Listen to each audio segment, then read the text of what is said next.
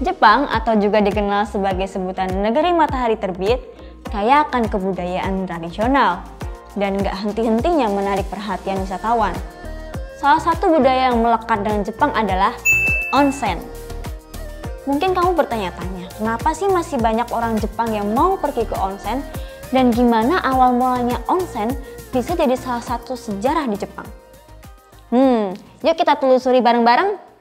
Minasan, konnichiwa! Saat ini kamu berada di segmen Budaya Jepang yang akan membahas sebagai budaya unik yang tentunya berasal dari Jepang. Kamu punya topik menarik yang mau dibahas? Komen di bawah ya! Onsen merupakan pemandian air panas Jepang yang sudah ada dari zaman dulu. Pada era Edo di tahun 1603 sampai 1868, onsen menjadi tempat yang sering dikunjungi oleh masyarakat umum dan juga peneliti. Masyarakat Jepang menganggap sumber air panas dari zaman Edo sebagai anugerah dari dewa loh.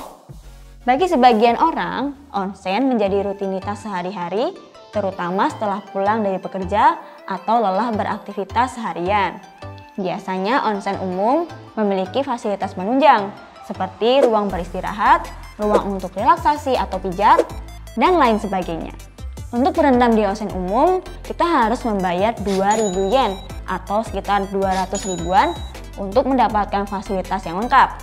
Dan bakal dapat satu handuk basah, pakaian ganti, dan juga selimut. Lokasi untuk sumber air panas bisa berada dekat gunung berapi atau jauh dari gunung berapi. Sumber air panas yang berlokasi jauh dari gunung berapi mendapatkan panas dari gradien geotermal, di mana suhu air semakin akan tinggi bila sumur digali semakin dalam. Atau bisa juga dari sumber panas yang tidak diketahui lainnya.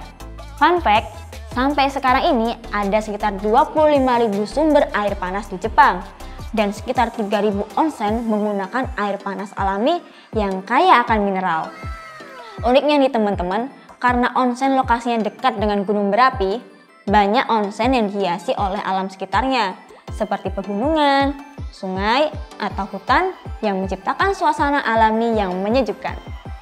Di Jepang juga ada pemandian air panas lainnya yang disebut sento. Apa sih bedanya sama onsen? Walaupun sering disamain, sebenarnya onsen dan sento punya perbedaan yang mendasar, terutama pada sumber air panas yang digunakan. Onsen menggunakan air panas alami, sedangkan sento menggunakan air panas buatan manusia.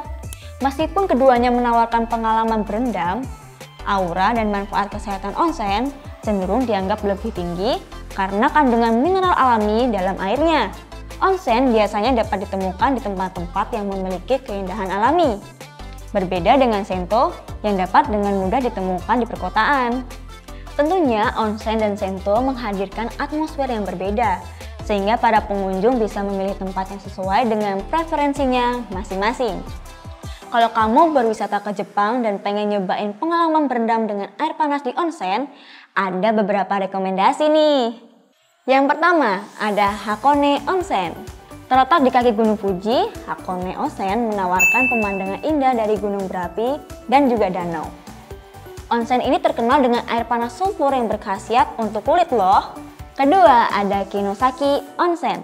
Onsen ini terletak di prefektur Hyogo dan merupakan kota onsen yang indah dengan 7 sumber air panas utama yang dapat dinikmati oleh para pengunjung. Yang ketiga ada Beppu Onsen. Terletak di Pulau Kyushu, Beppu Onsen adalah salah satu yang terbesar di Jepang dengan berbagai jenis air panas, mulai dari air putih hingga air berwarna keruh. Tempat ini juga dinamakan 8 sumber air panas neraka Beppu atau Egg Hell of Beppu. Dan yang terakhir ada Gero Onsen. Gero Onsen terkenal dengan air panasnya yang jernih dan juga menyegarkan. Pengunjung juga dapat menikmati pemandangan Sungai Hida dan pegunungan di sekitarnya. Di sini ada pemandian terbuka, pemandian campuran, dan bahkan food bath loh. Kenapa sih banyak yang mau pergi ke onsen?